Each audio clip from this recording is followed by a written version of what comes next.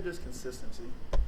Be the same person day in, day out, whether it's meetings, on the field, team dinners, whatever it may be. Just be consistent with who I am.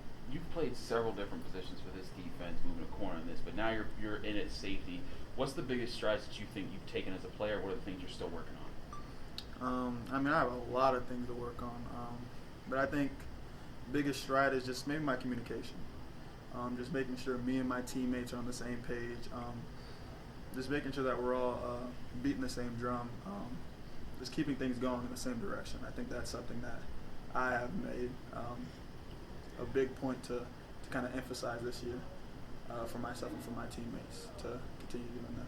How do you attain that consistency that's so important? What do you have to do to be consistent? Practice. I mean, it takes nothing but practice. I have to do it, like I said, here, out in the field, and just preach. Keep the standard the standard. I know you see the standards are going around the facility, and that's what we do. What's your relationship like with Brandon Hill as a pair of starting safeties? It's great. We talk all the time. We hang out outside the field. Me, him, Judson, Battle, PJ O'Brien, we're all really good friends. Eric, what is this opportunity for you guys on Saturday to play at an SEC school, second game of the year? It's another game. Really, that's the way we're approaching it. It's the next person on the schedule, so it's the biggest game. And that's the way we see it. What do you mean, their tempo? I know you probably studied a lot of Central Florida when it was done in the past, but how difficult, what's the key to making sure that you stay up with what they're doing? I would say just practice thing that they say on tape, and like I said, just continue to emphasize the little things, details, getting lined up, communication, as I said before, and just staying consistent in what we do, flying to the ball. Have you guys has scout team been mimicking that pace in practice? I'm not so sure if they do that, but I mean, we're just practicing the stuff we see on film and taking it from there. You say it's just another game, but I mean, there's a difference perception-wise between playing the team you played the first week and these guys, right? I mean, and if you guys play well here, that might catch more attention than what you did last Saturday. I mean, that is Trey talked before the season started about people remember you for a championship level season and not for going 7-5 or 8-4. I mean, this is one of those perception games for you guys. Do you think? No. Like I said before, us winning last week, that makes us 1-0. Us winning this week would make us 2-0. If we lost this week, it'd be 1-1. So no matter who we play, no matter where it's at, it's the biggest game because it's next up. So at the end of the day, whoever's on the schedule next, that's who we're looking most forward to play. Eric, in working with the secondary, Randy Bates was talking about how there was definitely things you guys had to clean up against UMass. Didn't get torched too much because you guys were able to establish that. But what were some of the things that you noticed, or like you guys have talked about, like, hey, we can't afford to let this happen against our opponents moving forward?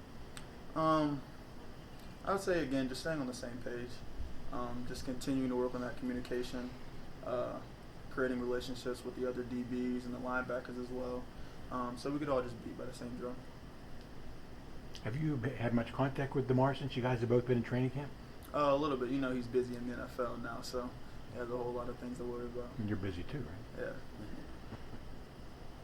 How does the role of the free safety, I guess, it feels like in these games against UCF, it's been really important, and what DeMar was able to do against them the last time they played. I mean, how exactly are they putting pressure on you in your position with their scheme? I wouldn't necessarily say they're putting pressure on me personally. I guess with their scheme, they're just putting pressure on our conditioning. And being at field safety as a position that has to run along with the boundary safety and the corners, I would just really think they're putting our conditioning to the test. And that's something we're going to have to step up to the plate to answer. What are your impressions of Milton, their quarterback?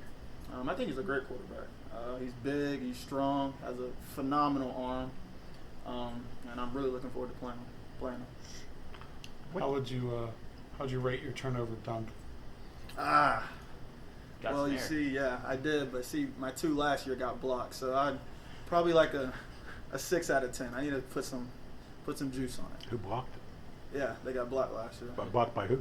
One was I think Pat Jones, and the other was Bengali Kamara. I mean, they don't let you just go up and do it. They put the defense on you. Yeah, I think so. Oh dang! Was that because you were like one of the younger guys last year, or was that they did it to everybody? No, that's pretty sure it was accidental, but Just at the walked same it time, away. I had to make sure I made this one end this time. Okay. Make sure it was a statement as the first one of the year. Eric, you mentioned your conditioning. What do athletes do these days to stay in tip-top condition all throughout the season?